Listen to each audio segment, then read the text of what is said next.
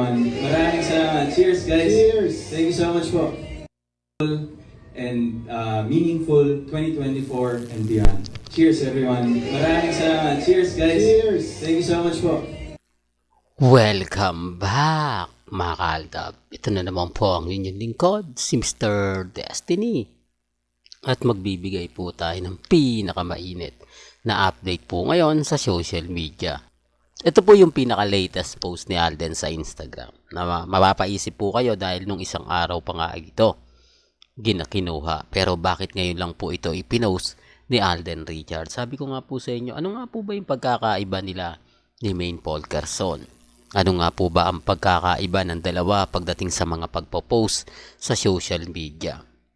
Di po ba? Wala. Same lang, mga kaaldab. Same ang pinapost nila Mengay at ni Alden. Unang-una sa trabaho. Pangalawa sa endorsement. Kaya nga po ko ito nasasabi dahil kumbaga tayo yung wagi. Tayo yung panalo. Sa dami po kasi na ngayon ng mga kaaldab na nagsasabi na hindi, fake news yan si Mr. Destiny. Lahat ng mga sinasabi niyan hindi totoo. Huwag po kayo maniniwala. Apektado lang po talaga sila.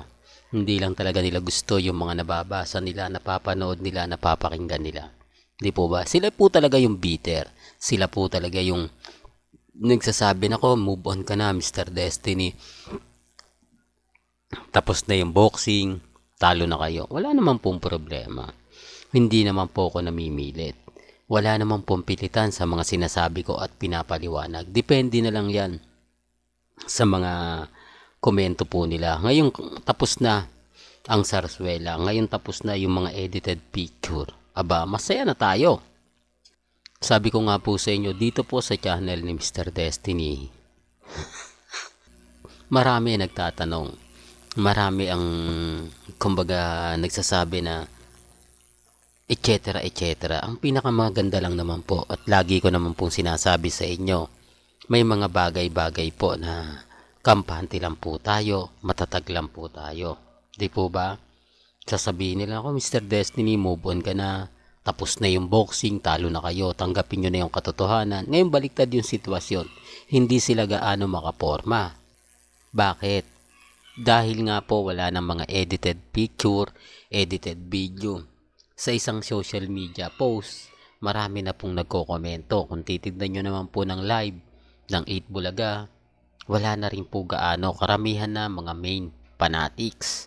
Di po ba? Na totoo naman po, kahit po yung mga legit Dabber Gods, sinisigaw po sa E80 Studio, makaldab ang pangalan ni Mengay. Hindi na po nila tinatawag na Mrs. Ataide. Hindi ko alam kung bakit. Yan ay base po sa mga nakakapanood ngayon tuwing Sabado sa E80 sa 8 Bulaga. Kaya siguro mga kaaldab, ganito na rin ang ginagawa nila Bossing, Henyo Master Joey De Leon, Tito Sen. Parang kalmado lang sila. Kumbaga parang sinasabi nila na wag na natin gawin yan kasi ganito ganyan, di po ba? Kaya nga po panalong panalo tayo eh. Tapos eto pa, sa February nga po raw wala ganong trabaho si Alden. Kasasabi niya lang po yan, no work siya ng February. Dahil siguro tatapusin niya ng tong January, pagdating ng February, bakasyon siya. Base po sa mga nakukuha nating impormasyon. Base po mismo sa live niya sa Facebook. Pero bago natin ituloy, itong magandang update natin. Kung bago ka lang sa channel na to, at isa kang true-blooded Aldab Nation na nagmamahal po kila Mengay at Tisoy, tama po ang channel na pinuntahan mo, kaya consider na po kitang bagong subscriber. At huwag mong kalimutang i-share ang mga video po natin sa mga mami, sa mga titas, at sa mga senior. Remind ko lang po sa mga dumadaan, sa mga bumibisita, sa mga nagsasabing fake news ako, wala pong problema yun. Hindi po ako namimilit. Lahat po ng gusto nyo pong malaman, pabor man o hindi, kailangan updated kayo. Kailangan lahat ng mga kaganapan, alam po ninyo. Hindi po ba? Sa ngayon, tayo yung wagi. Kung bakit ko nasabi yan, ramdam na ramdam ngayon ang presensya ng Aldab sa mga post, sa mga komento, sa mga nagsasabi. Kasi hindi po katulad ng dati na kapag tayo nagbibigay ng update, marami agad-agad nagre-react. Hindi, may nakita ako, may napanood ako. Di po ba? May post, ganito ganyan. Ang pep.ph tahimik. Abante News, Kapamilya Network, Philippine Star ngayon, Inquirer.net. Halos lahat po ata ng mga social media, medyo tahimik po sila. Although kay Mengay, normal lang po yun. At kay Alden, ang ibig kong sabihin, yung Sarsuela na dati-rate na pinopost nila na bonding moment, di po ba?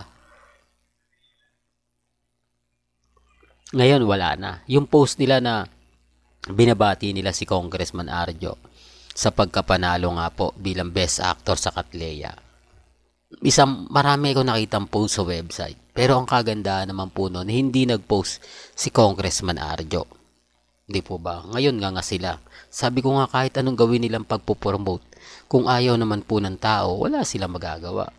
Di po ba? Kaya siguro nainis din sila. Kaya siguro yung iba hindi na rin nagbibigay ng update. Kasi kung titignan nyo yung post ng Armain na si Mengay at si Congressman na pumunta daw kuno sa baby shower ni Nunez o ng pamilya Nunez ni isang website po. Wala po akong nakita.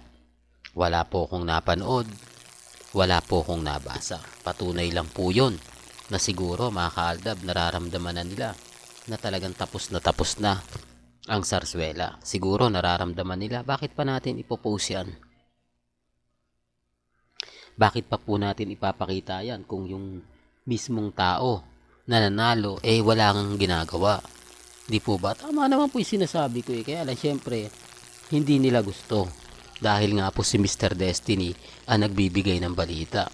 Dahil si Mr. Destiny ang nagpo-post sa social media. Inuunahan ko na sila. Di po ba? Ganyan po sila kabiter. Kapag naunahan mo, mambabash na lang po sila. Yun na lang po yung ginagawa nila ngayon. Yun na lang po yung makikita nyo na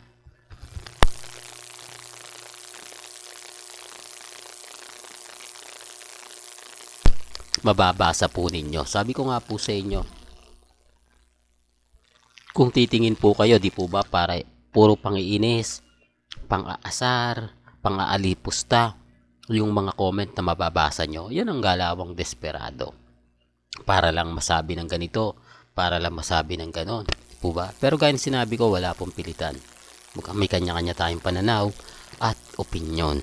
Well, hanggang dito na lang po ang ating latest updates. Kaya kung gusto nyo pa po ng pinaka-latest at sariwang update, abay tumutok lang po kayo dito po sa channel ni Mr. Destiny para updated po kayo sa mga latest at sa mga bagong video po na ilalabas po natin maya-maya lang. Hanggang sa muli, salamat po sa panonood at pakikinig.